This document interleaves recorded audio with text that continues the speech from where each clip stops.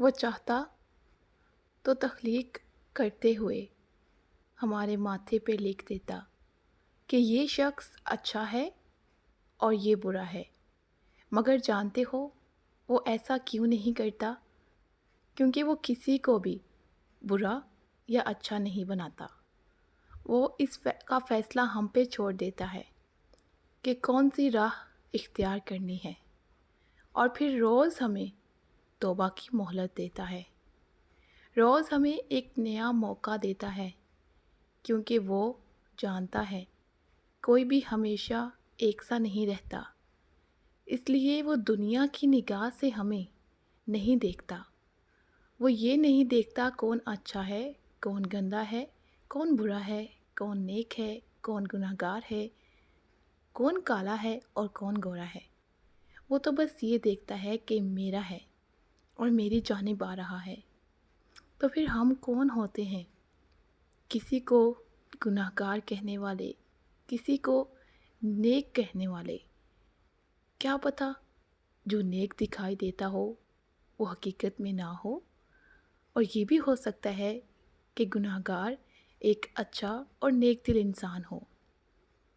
آج کل ہمارے معاشرے میں بہت سارے ایسے لوگ بھی پائے جاتے ہیں جو دکھاوے سے عبادت کرتے ہیں۔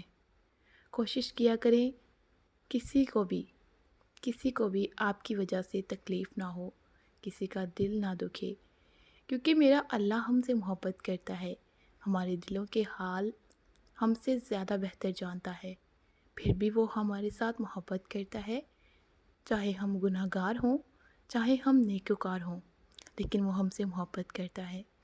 جب وہ اتنا رحمان، اتنا عظیم ہم جیسے گناہگاروں سے محبت کر سکتا ہے، تو ہم اس کی مخلوق کے ساتھ کیوں نہیں شفقت سے پیش آ سکتے؟ کیوں نہیں اس کی مخلوق کو محبت کی نگاہ سے دیکھ سکتے؟ ہم انسان ہیں، ایک دوسرے کے ساتھ پیار، محبت، شفقت اور صلہ رحمی سے رہنا، یہی ہمارا کردار ہونا چاہیے، کیونکہ زندگی کی حقیقت سب کے سامنے ہوتی ہے۔ اللہ ہمیں روز توبہ کرنے کا موقع دیتا ہے۔ ایک بہت مشہور کہاوت ہے کہ زندگی بار بار نہیں ملتی، جبکہ اگر دیکھا جائے تو یہ بہت غلط ہے۔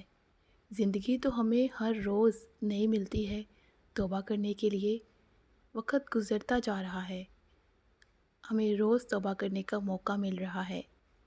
تو کوشش کیا کریں، نئے دن کے ساتھ توبہ کیا کریں، اپنے ایک نہ ایک گناہ کو سمجھیں اور اس سے بچیں اور نیکیاں کریں۔